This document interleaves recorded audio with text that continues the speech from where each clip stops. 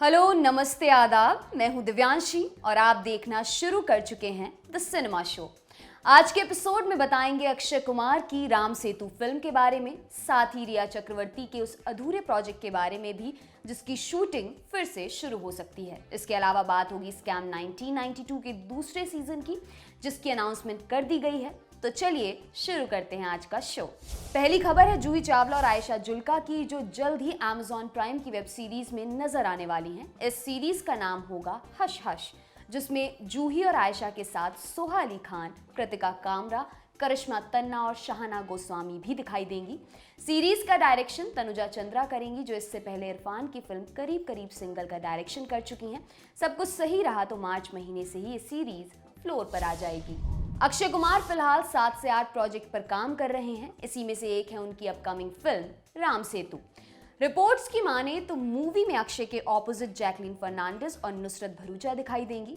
फिलहाल इस पर ऑफिशियल कंफर्मेशन का इंतजार है। अभिषेक शर्मा के डायरेक्शन में बन रही इस फिल्म की शूटिंग अयोध्या में की जानी है।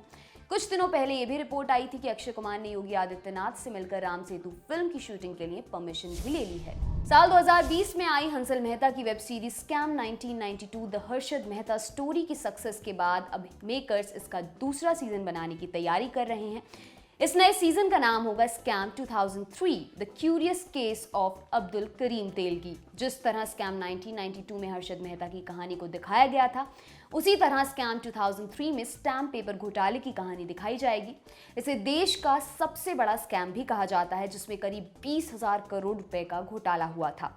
इस केस में आरोपी रहे अब्दुल करीम तेलगी को सजा हुई थी। हंसल मेहता के डायरेक्शन में बनने वाली ये नई सीरीज पत्रकार संजय सिंह की किताब रिपोर्टर की डायरी पर बेस्ड होगी। संजय सिंह वो जर्नलिस्ट थे जिन्होंने इस घोटाले का पर्दाफाश किया था। स्कैम 2003 के अनाउंसमेंट के बाद अब लोगों ने इसकी कास्ट को लेकर भी चर्चा शुरू कर दी है। पहले सीजन यानी स्कैम 1992 में प्रतीक गांधी की एक्टिंग को खूब पसंद किया गया। इसके बाद उन्हें बॉलीवुड से भी कई ऑफर्स मिले। अब फैंस इसके दूसरे सीजन की कास्ट अनाउंसमेंट का बेसब्री से इंतजार कर रहे हैं। स्टैनली का डब्बा, हवा हवाई जैसी फिल्में बनाने वाले अमोल गुप्ते की नई फिल्म साइना का नया टीजर रिलीज हो गया है। Film badminton player Saina Nehwal की बायोपिक है।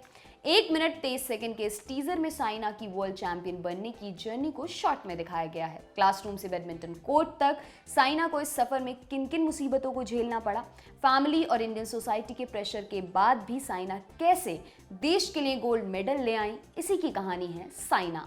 स्पोर्ट्स ड्रामा मूवी में साइना का रोल पहले श्रद्धा कपूर को दिया गया था, मगर बाद में डेट्स क्लैश के चलते ये रोल परिणीति चोपड़ा को मिल गया। मूवी 26 मार्च को रिलीज की जाएगी। फिल्म रोमकॉम और चेहरे के डायरेक्टर रूमी जाफरी सुशांत सिंह राजपूत और रिया चक्रवर्ती के साथ मिलकर नई फिल्म बनाने वाले थे, मगर सुशांत की मौत के बाद ये प्रोजेक्ट बंद करना पड़ा। अब रिपोर्ट है कि एक बार फिर से रूमी इस पर काम शुरू कर सकते हैं। मूवी में रिया चक्रवर्ती ही लीड एक्ट्रेस होंगी, जबकि उनके ऑपोजिट एक्टर की तलाश फिलहाल जारी है। रिसेंटली रूमी की फिल्म चेहरे का पोस्टर रिलीज हुआ था, जिसमें से रिया चक्रवर्ती गायब थी। लोगों ने जब रूही से ये पूछना शुरू किया कि क्या उन्होंने रिया को फिल्म से निकाल दिया है, तो उन्होंने कहा ऐसा बिल्कुल नहीं है। मीडिया से बात करते हुए रूमी ने कहा रिया बहुत टैलेंटेड है और वो उनके साथ नए प्रोजेक्ट पर काम करने की तैयारी कर रहे हैं। साल 1989 में डीडी नेशनल पर शाहरुख खान का एक सीरियल आता था जिसका नाम था फौजी। शाहरुख किसी सीरियल से पहली बार पर्दे पर नजर आए थे। अब खबर है कि इस सीरियल को OTT प्लेटफॉर्म्स पर रिलीज किया जाएगा।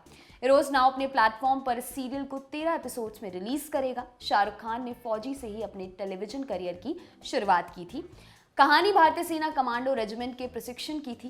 राजकुमार कपूर के डायरेक्शन में बने सीरियल में विक्रम चोपड़ा, संजय तनेजा और विश्वजीत प्रधान भी दिखाई दिए थे। राखी सावंत एक बार फिर से चर्चा में हैं। इस बार उन पर और उनके भाई राकेश सावंत पर फ्रॉड करने के गंभीर आरोप लगे हैं। ये आरोप लगाए हैं दिल्ली के एक रिटायर्ड बैंक कर्मचारी शैलेश श्रीवास्तव ने। उन्होंने बताया कि गुरमीत राम रहीम सिंह इंसान पर फिल्म बनाने के लिए और विकासपुरी में एक डांस इंस्टीट्यूट खोलने के लिए राकेश से मुलाकात की थी। राकेश ने कहा था कि राखी भी इंस्टीट्यूट की पब्लिसिटी करने में सपोर्ट करेंगी। शैलेश ने बताया कि उन्होंने राकेश को 6 लाख रुपए का चेक दिया और बदले में उनसे 7 लाख रुपए का चेक लिया। शैलेश के मुताबिक जब वो बैंक में चेक जमा करने गए तब उन्हें पता चला कि राकेश का दिया चेक पोस्ट डेटेड है और उस पर उनके सिग्नेचर भी गलत हैं। बाद में उन्होंने राकेश को कई फोन मिलाए मगर कोई जवाब नहीं मिला। अंत में शैलेश ने उनके खिलाफ FIR दर्ज करवा दी। बीते साल सितंबर में कंगना के मुंबई वाले ऑफिस को बीएमसी ने तोड़ दिया था। अवैध निर्माण का मामला बताते हुए बीएमसी ने पहले कंगना को नोटिस जारी किया, फिर एक्शन लेते हुए उनके मुंबई वाले ऑफिस पर जेसीबी चलवा दी। अब कंगना ने 6 महीने बाद अपने टूटे हुए ऑफिस की तस्वीरें शेयर की और दावा किया कि कोई भी आर्किटेक्ट उनके ऑफिस को दोबारा बनाने को तैयार नहीं हो रहा। कंगना ने एक ट्वीट करके बताया, मैंने बीएमसी के खिलाफ केस जीत लिया है। मुझे एक आर्किटेक्ट की जरूरत है जिसके माध्यम से मैं मुआवजे के लिए फाइल पेश कर सकूं, लेकिन कोई भी आर्किटेक्ट मेरे मामले को लेने के लिए तैयार नहीं है। वो कहते हैं कि उन्हें बीएमसी से धमकी मिल रही है कि उनका लाइसेंस रद्द हो जाएगा। कंगना यहीं पर नहीं रुकी, उन्होंने आगे लिखा, कोर्ट ने बीएमसी इवैल्यूएटर को साइट का दौरा करने के लिए कहा था, लेकिन कई महीनों से वो हमारी कॉल रिसीव नहीं कर रहे। उन्होंने पहले हफ्ते विजिट किया मगर कोई रिएक्शन नहीं दिया। ये उन सभी के लिए हैं जो पूछ रहे हैं मैं अपना घर क्यों नहीं ठीक कराती। हर कोने में सीलन है और मैं इस बारे में बहुत चिंतित हूँ। अब सच क्या है ये तो कंगना ही जानती है, मगर अभी तक किसी भी आर्किटेक्ट की तरफ से ऐसी शिकायत नहीं हुई कि उन्हें बीएमसी की तरफ से कोई धमकी मिल रही हो। अपने ऑफिस को टूटा हुआ देखकर कंगना ने हाईकोर्ट में अपील की थी और इसके बाद हाईकोर्ट ने बीएमसी की कार्रवाई पर रोक लगा दी थी। 3 मार्च को इनकम टैक्स डिपार्टमेंट ने तापसी और अनुराग कश्यप के बंगले पर छापेमारी की। इनके अलावा आयकर विभाग ने विकास बहल व प्रोड्यूसर मधु मंटेना की प्रॉपर्टीज पर भी छापे मारे हैं। ये सारा मामला टैक्स की चोरी का है। इंडिया टुडे से बात करते हुए इनकम टैक्स अधिकारी ने खुद ये बात कंफर्म की। उन्होंने बताया कि टैक्स में घपले का मामला फैंटम फिल्म्स और 3 अन्य कंपनियों से जुड़ा हुआ है। इनकम टैक्स का सर्च ऑपरेशन रात भर जारी रहा। अनुराग कश्यप और तापसी से रात 11 बजे तक पूछताछ की गई। सर्च के दौरान इनकम टैक्स डिपार्टमेंट ने कई दस्तावेज जब्त किए हैं। इन दस्तावेजों के आधार पर लोगों से पूछताछ की जा रही है। मलयालम सिनेमा के जाने माने एक्टर फहद फाजिल चोटिल हो गए हैं। फहद अपनी फिल्म की शूटिंग कर रहे थे, उसी दौरान उन्हें चोट आई। बताया जा रहा है वो ऊंचाई से गिर गए, जिसके बाद उन्हें फौरन हॉस्पिटल ले जाया गया। फहद अपनी फिल्म मल्याण कुंजू की शूटिंग कर रहे थे। फिल्म एक सर्वाइवल ड्रामा है। बिहाइंड वुड्स की एक रिपोर्ट के मुताबिक फहद एक एक्शन सीन शूट कर रहे थे जहां वो बिल्डिंग की छत पर खड़े थे। अपने सीन में उन्हें बिल्डिंग से कूदना था। जंप लेते समय अचानक से उनका बैलेंस बिगड़ गया, जिसकी वजह से वे गिर गए। इस घटना में उनकी नाक पर चोट आई है। खुशकिस्मती से कोई गंभीर चोट नहीं आई और उनकी हालत पूरी तरह से खतरे से बाहर है। फहद इससे पहले सुपर डिलक्स, टेक ऑफ और सी यू सून जैसी फिल्मों में नजर आ चुके हैं। वो जल्द ही मलिक मूवी में भी दिखाई देंगे।